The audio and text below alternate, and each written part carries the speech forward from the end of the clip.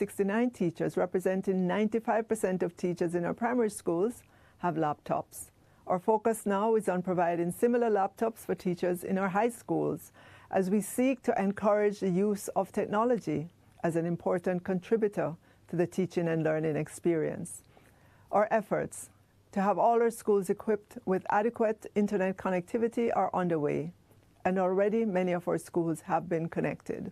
In dealing with teacher vacancies, we have responded with a number of initiatives to help our school boards and principals in their teacher recruitment efforts. Yes, there have been resignations of some teachers at the start of this new school year. However, many of our schools have reported that they have filled the vacancies or are wrapping up on interviews. We will continue to work with our school boards and principals. We would have communicated many strategies to use, including engaging our retired teachers, especially for those hard-to-fill areas, such as geography, history, physics, and other subject areas. As you know, 1,877 teachers are off on vacation leave, retirement, or study leave as of September 1, 2022. Our principals have approval to hire back these teachers who will be compensated into the positions. We're also encouraging teachers who are in schools with excess teachers to apply for voluntary relocation to a school in need of teachers. Our regional directors can provide the details of that program. As we get our children, our students, back fully into the face-to-face environment, we are committed to doing all we can within our budgets to provide for our schools. To our parents, we ask that you please ensure your children obey the school rules. They are in place to ensure proper discipline and to keep your children focused on their education. The school year ahead holds tremendous potential and opportunities for students and educators alike. Our government has been consistently clear. The health and well-being of our children guide every decision we make. We are committed to improving educational outcomes and supporting young Jamaicans. I wish everyone a happy, healthy, and successful 2022-2023 school year. Thank you.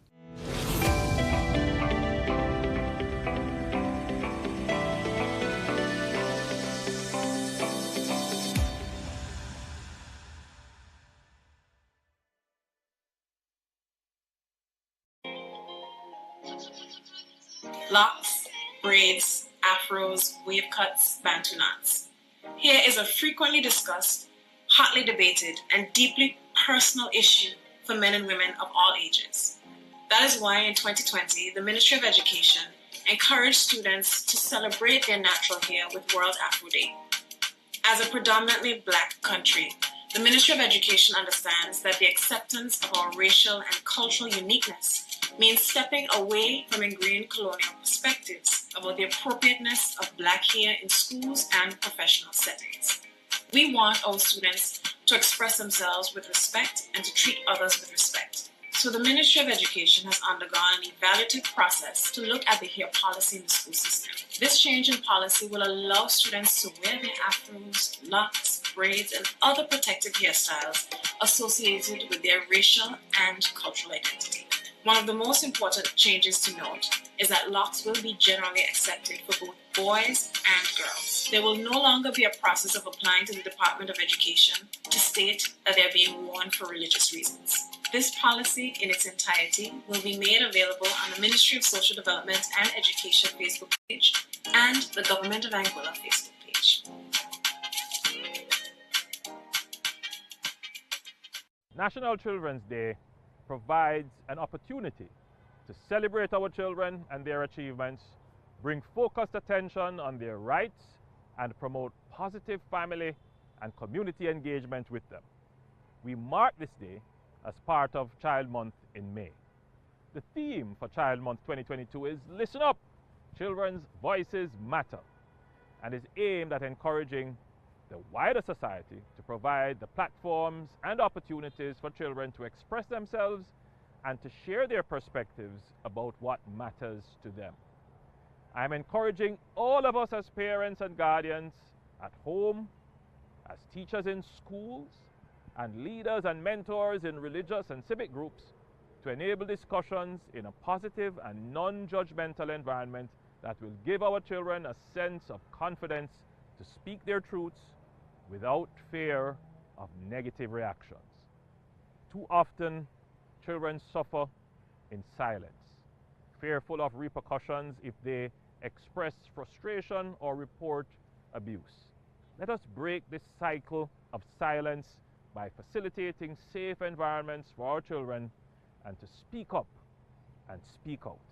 The government has provided various avenues for our children to speak up about the things that are of concern to them. Two such avenues are the 211 Child Abuse Helpline and Safe Spot, the National Child and Teen Helpline. The 211 Child Abuse Helpline has been activated and receives an average of 3,000 calls per week and operates on a 24/7 basis to provide help to our children. Safe Spot, the National Child and Teen Helpline, was launched in 2021 by the Office of the Children's Advocate in partnership with the private sector organization of Jamaica and UNICEF as a response to the displacement of children due to the COVID-19 pandemic. Through this helpline, hundreds of children have received counseling support for a myriad of problems. Let us listen to our children when they speak, even if it is just a whisper. Let us not stifle their ambitions, but instead try to listen to them and try to see their perspective. As we continue to deal with COVID-19, many of our children are still readjusting to schooling in their physical classrooms, and in some cases, interacting with still relatively new classmates. As parents and guardians, we must do all we can to help them adjust to a disciplined routine in a holistic way, mindful of the need to respect themselves and others. Our children have demonstrated their capacity to adjust quickly to changing circumstances. Some do this better than others. Let us be discerning of the silent ones who may be struggling with different issues and may be reluctant to express themselves. Let us assure and reassure them of our love and support. Let us also renew our commitment to ensuring the well-being and holistic development of all our children. To all our children, this is your day. Happy Children's Day. May God bless our children. May God bless Jamaica, land we love.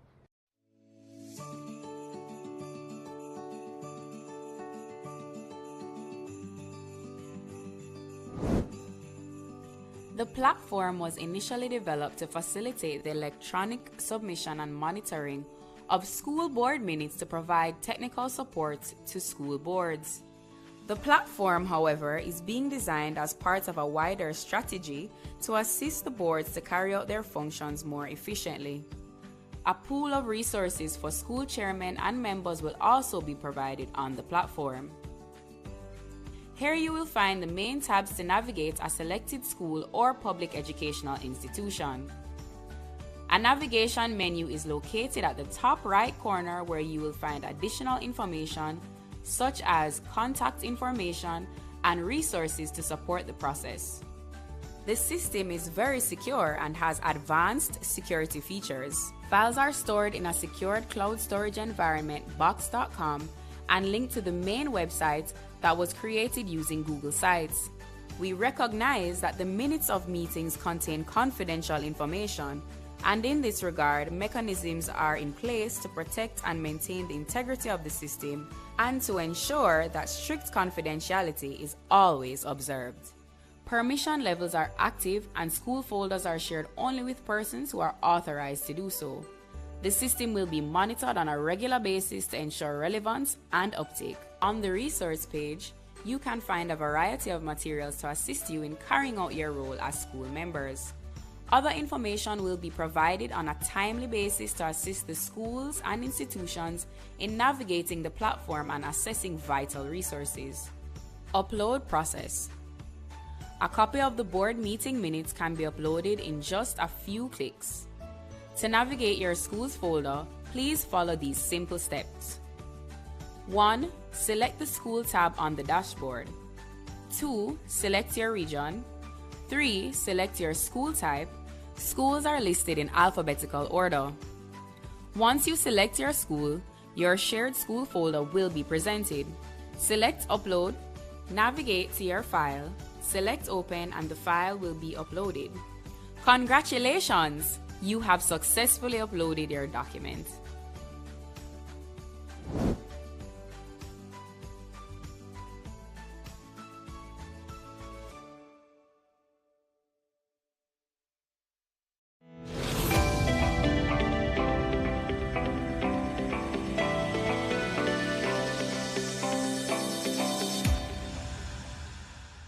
It gives me great pleasure to speak to all Jamaicans on the eve of the new academic year 2022-2023. I welcome you to the new school year that comes with a new hope. The dark clouds of COVID-19, we're getting back to normal life. This is welcoming, especially for those early childhood children who will be starting school for the very first time. Those primary school students who are going to high school for the very first time, and all students as you move to the next grade. Let us go forward with enthusiasm and let us do our best to provide a great experience for our students. I would like to recognize the work of the team at all levels of the Central Ministry and in the 7 regions. I want to acknowledge as well our school boards, our principals, our teachers, and all the administrative staff in our schools at all levels. It is your positive energy and dedication to excellence in education that will cause the transformation in the sector. We are committed to engaging in dialogue with our school communities, our key stakeholders, and the wider public through a variety of communication channels to get support for the continuing transformation of the education sector. The focus will be on implementing the recommendations of the Jamaica Education Transformation Commission. As you know, if we don't implement the recommendations, we cannot expect to see different results. We're not unmindful, however, of the significant strides that have been made in the education sector. We're celebrating 60 years as an independent nation, and we at the Ministry of Education and Youth believe that notwithstanding challenges, we've made notable progress over the many decades, and this should be appreciated. The current debate is rightly focused on where it should be, on the quality of education, and how can we get more of our students performing at a higher level. Within our budgets, we procured printed textbooks and e-books so more of our students can have access to textbooks. The first tranche of the appropriate grants for our schools has been sent to schools already, and the second tranche is due this month. We have procured devices for our students and our teachers. Entering this school year, 8,469 teachers, representing 95% of teachers in our primary schools, have laptops. Our focus now is on providing similar laptops for teachers in our high schools as we seek to encourage the use of technology as an important contributor to the teaching and learning experience. Our efforts to have all our schools equipped with adequate internet connectivity are underway, and already many of our schools have been connected. In dealing with teacher vacancies, we have responded with a number of initiatives to help our school boards and principals in their teacher recruitment efforts. Yes, there have been resignations of some teachers at the start of this new school year. However, many of our schools have reported that they have filled the vacancies or are wrapping up on interviews. We will continue to work with our school boards and principals. We would have communicated many strategies to use, including engaging our retired teachers, especially for those hard-to-fill areas such as geography, history, physics, and other subject areas. As you know, 1,877 teachers are off on vacation leave, retirement, or study leave as of September 1, 2022. Our principals have approval to hire back these teachers who will be compensated into the positions. We're also encouraging teachers who are in schools with excess teachers to apply for voluntary relocation to a school in need of teachers. Our regional directors can provide the details of that program. As we get our children, our students, back fully into the face-to-face environment, We are committed to doing all we can within our budgets to provide for our schools. To our parents, we ask that you please ensure your children obey the school rules. They are in place to ensure proper discipline and to keep your children focused on their education. The school year ahead holds tremendous potential and opportunities for students and educators alike. Our government has been consistently clear. The health and well-being of our children guide every decision we make. We are committed to improving educational outcomes and supporting young Jamaicans. I wish everyone a happy, healthy, and successful 2022-2023 school year. Thank you.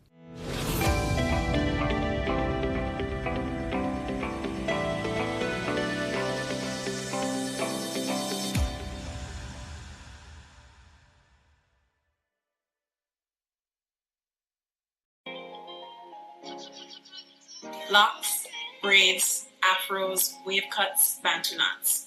Here is a frequently discussed, hotly debated, and deeply personal issue for men and women of all ages. That is why in 2020, the Ministry of Education encouraged students to celebrate their natural hair with World Afro Day.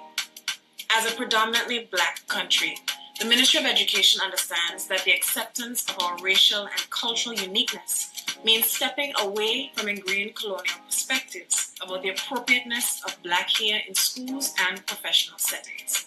We want our students to express themselves with respect and to treat others with respect. So the Ministry of Education has undergone an evaluative process to look at the hair policy in the school system. This change in policy will allow students to wear their afros, locks, braids, and other protective hairstyles associated with their racial and cultural identity. One of the most important changes to note is that locks will be generally accepted for both boys and girls. There will no longer be a process of applying to the Department of Education to state that they are being worn for religious reasons. This policy in its entirety will be made available on the Ministry of Social Development and Education Facebook page and the Government of Angola Facebook page. National Children's Day provides an opportunity to celebrate our children and their achievements, bring focused attention on their rights, and promote positive family and community engagement with them. We mark this day as part of Child Month in May. The theme for Child Month 2022 is Listen Up! Children's Voices Matter, and is aimed at encouraging the wider society to provide the platforms and opportunities for children to express themselves and to share their perspectives about what matters to them. I'm encouraging all of us as parents and guardians at home, as teachers in schools, and leaders and mentors in religious and civic groups to enable discussions in a positive and non-judgmental environment that will give our children a sense of confidence to speak their truths without fear of negative reactions. Too often, children suffer in silence, fearful of repercussions if they express frustration or report abuse. Let us break this cycle of silence by facilitating safe environments for our children and to speak up and speak out. The government has provided various avenues for our children to speak up about the things that are of concern to them. Two such avenues are the 211 Child Abuse Helpline and Safe Spot, the National Child and Teen Helpline. The 211 Child Abuse Helpline has been activated and receives an average of 3,000 calls per week and operates on a 24/7 basis to provide help to our children. Safe Spot, the National Child. Good morning, everyone. Welcome to the Ministry of Education and Youth's annual CSEC Cape press conference, The Big Reveal. This is a highly anticipated event. We're live on PBCJ, JIS, and the Ministry's social media platforms. My name is Cheryl Bromfield, and I am the Manager for Corporate Communication and the Public Relations Division. I will now hand over to our Permanent Secretary, Mrs. Maureen Dwyer, who will do the formal welcome and introductions. She will be immediately followed by our minister, the Honorable Favour Williams, who will deliver the main presentation. P.S. Thank you, Mrs. Bromfield. Good morning, everyone, and welcome to this morning's press conference, where we are officially communicating with you the results of our 2021-22 CAPE and CSEC results. With me this morning, we have the Honorable Favour Williams, Minister of Education and Youth, to my right, Dr. Cassan Troop, our Chief Education Officer in the Ministry of Education and Youth, Mrs. Sharon Burnett, Deputy Director of Examinations, the Overseas Examinations Commission, as well as Ms. Amisha Brown, Acting Director of Communications at the Overseas Examinations Commission. On Zoom, we have Mrs. Vivian Johnson, our Senior Director, Planning and Development, Dr. Tamika Benjamin at the table, Tertiary Support Officer, and our National Mathematics Coordinator, Dr. Andre Hill on Zoom. He's our National Literacy Coordinator. Members of the Minister's Executive Management Team on Zoom, welcome to you. Our parents, our teachers, principals joining us on PBCJ, JIS, MOEY, and social media platforms. Viewers online, everyone, good morning and welcome. I now hand you to Minister Williams, who will take us through the details. All right, thank you so much. Good morning, everyone. And I will stand on the protocols that were established by the PS. And just to say good morning to all those who are here in the room with me this morning, and those online. As you heard, we have representatives here as well from the Overseas Examination Council who are here with us. Mrs. Sharon Burnett, Deputy Director for Examinations. Let me greet all our parents, teachers, principals who are joining us online through our different social media platforms and other platforms. Good morning to everyone. Thank you for joining us today. I'm pleased to share with you highlights from the results of secondary level external examinations sat in June and July of this year and administered through the offices of the Overseas Examination Commission. I'll start first with the Caribbean Advanced Proficiency Examination. We know this as CAPE, and I'll start with the results for this year, starting with the all Jamaica, meaning both public and private schools. So the preliminary analysis of the CAPE, the Caribbean Advanced Proficiency Examination, results showed overall of the 35 subjects entered in 2022, Unit 1 had an average pass rate improvement in 15 subjects, while Unit 2 saw average pass rate improvements in 18 subjects. And when we talk about pass rate, we're referring to the number of students who are successful in the exam. The data also showed that there were fewer entries in some subjects when compared to subjects in 2021. So there was a total of 49,417 subject entries for Units 1 and 2, and that was almost an 8% decline when compared to what happened in 2021. Of that number, 93% of the subject entities were sat with an average pass rate of 88.5%, again meaning 88.5% of students who sat these subject entries were successful. Unit 1 had a total of 34,624 subject entries, of which 94.2% were sat, with a pass rate of 87.3%. For Unit 2, 14,793 subject entries, approximately 94% were sat, with a pass rate of 91.4%. So 91.4% of students who sat Unit 2 passed, whereas 87.3% of students who sat Unit 1 passed. So that was for all Jamaica, meaning public and private. For the public schools only, just looking at the public schools accounted for 44,475, or 90% of the total subject entries for Unit 1 and 2. This was approximately 8% less than in 2021. Of this number, 94% of the subject entries were sat with an average pass rate of 89.7%. We can round that up to 90%.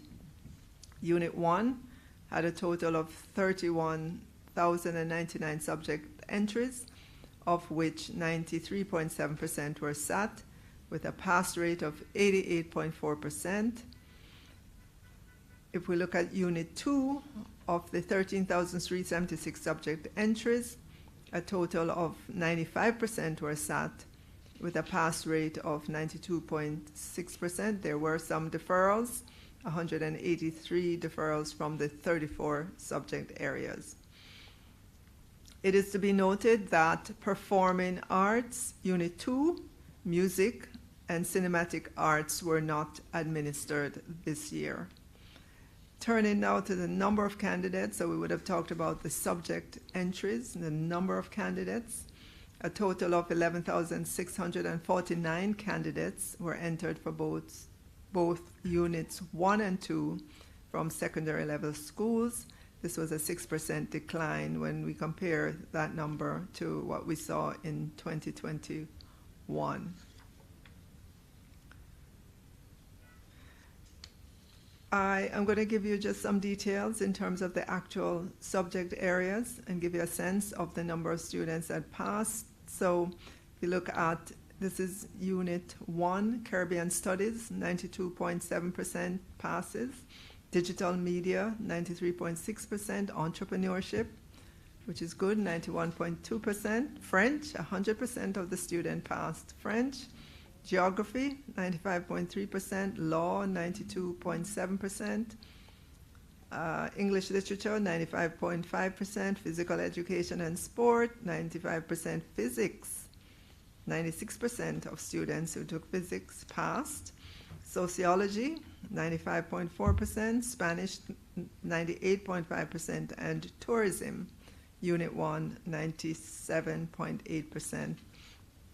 We did see a low pass rate in applied mathematics, and that was 56.2% of our students who took that subject passed. In Unit 2, still continuing on CAPE,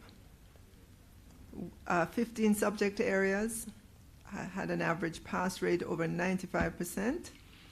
So subject areas such as animation and game design, 97.8% of the students who took that passed. We have art and design, 98.3%. Chemistry, 95.1% of the students who took chemistry passed chemistry. Computer science, 96.8%. Digital media, food and nutrition, 96.9%. French, 96.5%. Geography, almost 100%, 99.1%. In the performing arts, Unit 2, dance and drama, 100% of the students who took those subject areas passed. Physical education and sports, 99.6%. And physics, 97.4% of the students who took physics passed in Unit 2. And we had good results good pass rate in sociology, Spanish, tourism, Unit 2 as well, in terms of the number of students who took and the percentage that passed. The subject with the lowest pass rate was logistics and supply chain operations, Unit 2. Only 54.4% of the students who took that passed. We did some comparisons in terms of males versus females, and in many subject areas we're seeing a good pass rate among our males. So for example, in art and design, 100% of the males that took that passed, relative to 97.4% of the females. Biology, 94.4% of the males that took that pass versus 92.6% of female. French, 100% of the males who took French passed versus 95% in female. Green engineering, 70% of the males that took that pass versus 50% of the females. History, 95.1% of the males versus 95.1 versus 92.8. Logistics and supply chain operations, as you heard earlier on, overall that was one of the kind of lower pass rate that we saw, but the males outperform the number of males who took this and passed was 57.4% versus 40% of the females. 100% of the males who took Spanish passed versus 96.2% of the females, and in tourism, 98.3% of the males who took it passed versus 97.4% of the females. Those are good percentages, for our males, and we want to encourage them along in these various subject areas. Looking at the subjects entered in 2022, we have a lot of numbers, we have a lot of percentages in this, and I think we should publish these numbers so that, as you know, the wider Jamaican people can know what they are. I'm not going to read every one of them, but we'll just move on from the CAPE subject into the CSEC exam results. Starting again with the All Jamaica result, meaning private and public institutions put together. So in May, June of this year, Caribbean Secondary Education Certificate, CSEC exams were held. Jamaican candidates were entered for 34 subjects.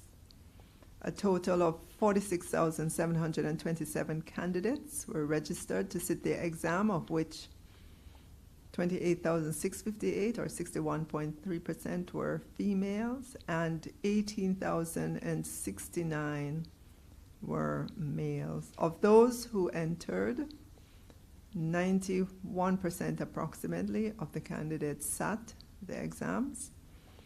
Of that number, which is 42,488, 76.7% passed at least one subject with grades 1 to 3. A total of 26,259 females sat, and 20,327 passed at least one subject, while 16,229 males sat, and 12,244, or 75.5%, passed at least one subject with grades 1 to 3. If we look at just the public schools for this year, 30,331 students from public schools were registered to sit the CSEC exams, of which 28,227 or 93.1% actually sat, and 83.5% passed at least one subject with grades 1 to 3. A total of 143 more students from public schools were registered when we compare the number of students to that of last year. Of the candidates entered, 17,694 or 58.3% were females, and 12,637 or 41.7% were males. The number of females who sat was approximately the number of females who sat was 16,657, with 14,195 or 85.2% who were awarded grades 1 to 3, while the number of males who sat was 11,570, and of that, 81.7% obtained grades 1 to 3. If I look now at the subject entries. We were just talking about the number of students. Now we'll transition to the subject entries. Of the 34 subjects sat, 12 showed improved pass rates over 2021, most notably additional mathematics, which increased by 12.3 percentage points, English B by 9.1 percentage point, and electronic document preparation and management by 77.3 percentage points. So that means the percentage of students taking and passing these subject areas showed improvement over last year. Turning now to the subject entries.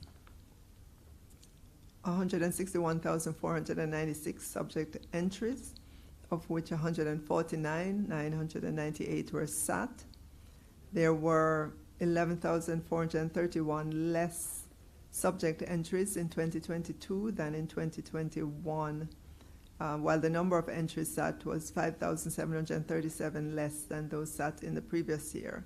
So if we look at 2020, 2021, 2022, this is a trend that we're seeing.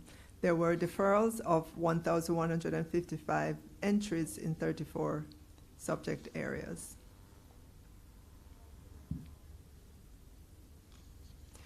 If we look at it by gender, total subject entries for males were 63,221, with 90.5% being SAT and 62.4% attaining the required grades. On the other hand, total subject entries for females were 98,275, with 94.4% being SAT and 67.9% attaining the required grades. Males achieved higher percentage passes than females in 4 subject areas, meaning there were more, as a percentage, there were more males than females. So if we look at additional maths, 65.6% of the males who took that passed, relative to 64.8% of females. In music, 83.1% of the males who took music passed versus 75.9% of females. In principles of business, 82.7% of males who took that pass versus 82.4% of females. And in theater arts, 78.8% of males who took that pass versus 77.9% of females. There are 9 subjects that had an average pass rate of over 80%, meaning over 80% of the students who took those subjects passed. And I'll just read them down quickly. Agricultural science, double award. Agricultural science, single award. Electronic document preparation and management. Family and resource management. Food, nutrition and health. Industrial technology, building, office administration. Physical education and sport, principles of business. Mathematics and English language recorded percentage passes of 37.2% and 69.9% respectively. When we compare these average attainment rates with those that we saw in 2021, there was a 1 percentage point decrease in mathematics and a 3.4% percentage points decrease in English language. So just to, I know there are many numbers there, but just to look at it again, for mathematics, 37.2% of the students who took mathematics passed, and that was a decline. If you look at the percentages in both years, 2021 versus 2022, there was a decline of 1%. And English language, 69.9% of the students who took English language passed, relative to 73.3% in 2021. For the science-related subjects, percentage pass rates ranged from 53.4% to 75.9%. These were as follows: biology, 75.9%, chemistry, 56.3%, human and social biology, 61.9%, integrated science, 53.5%, 4%, and physics 62.2%. Ladies and gentlemen, notwithstanding areas of challenge and concern, we also see some improvements, and we will continue the efforts to ensure that our students are enabled to pursue their education and career goals. As you know, the new school year recently started on Monday, and it hasn't got underway fully yet. We're expecting that by the time we get into the second week of school, we'll be able to see all of our students back in the face-to-face environment. And those who are not back yet, we will activate the RTR search to ensure that we know what's happening with our children and we're able to bring them back into school, into the face-to-face environment. I want to commend all the students who persevered and did their examinations under very trying and challenging circumstances. I also want to encourage those who may not have done as well as they would have liked to look for opportunities that will contribute to improved performance. Of course, we thank all our teachers for their hard work, as well as the parents who supported the students in their academic pursuit. Thank you, ladies and gentlemen. Thank you, Minister, for that very detailed presentation. At this time, we'll open the floor for questions from members of the media. We'll please use the raise hand feature, state your name and the media house that you are representing, and pose your question.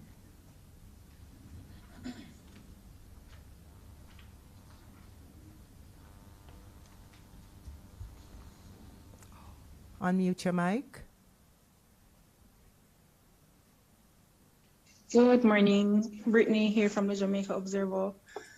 During CXC's presentation earlier this week, they mentioned that 30,000 students failed to submit SBAs. I wanted to know how that relates to our country, if there is a number that can be given as it relates to how many students have not submitted SBAs and the challenge. Okay, thank you. Thank you for that question. I'm going to ask the Managing Director, the Deputy Director for Exams Overseas Examination Commission, Ms. Sharon Burnett, to shed some light on that for us. Thank you very much, Minister. Well, at this time, we do not have a number of candidates who had not submitted, but there are reasons for that. There are candidates who may have deferred. There are candidates whose SBA may not have been acknowledged at the time that marking was done, because we've had an extended period of queries, because sometimes there are challenges with the uploads. And so when the SBAs are uploaded, where those are the kinds of SBAs that, well, we can talk about the uploaded SBAs. When they're uploaded, there may be issues. It's not a complete upload, and so it is marked as missing. And so even though the schools would report that they have a confirmation email to say that all has been uploaded, in fact, CSEC may not have received. And so there has been an extended period where CSEC is allowing candidates, is allowing schools rather, to resubmit their SBAs. And so I'm anticipating that that initial figure that might have been provided by the council is going to be revised downwards significantly. Thank you, Mrs. Burnett. Judana Murphy, you had your hand up. Thank you so much, Cheryl. I intended to ask the same question my colleague Brittany Hutchinson asked. Okay, all right. Still waiting, going once, going twice. Well, that brings us to the end of our press conference. Thank you so much for joining us at this time. This brings us to the end of the press conference. Thank you, and have a very good rest of the day. Bye.